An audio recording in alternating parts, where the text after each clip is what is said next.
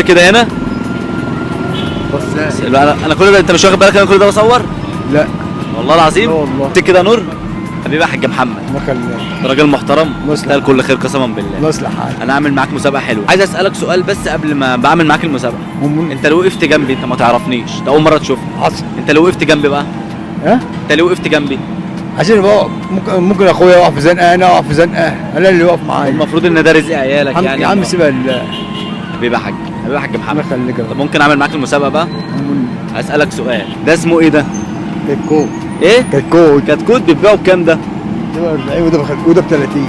ب 40 وب 30. الف الف مبروك كسبت معانا السؤال. ربنا الله يرزقك. يخليك.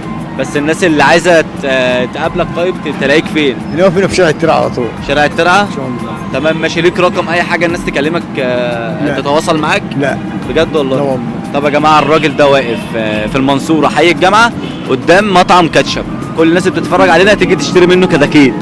عنده كتاكيت زي العسل. كتاكيت بتبيض وتولد. بتبيض ايه؟ وتولد. ربنا يرزقك يا حاج.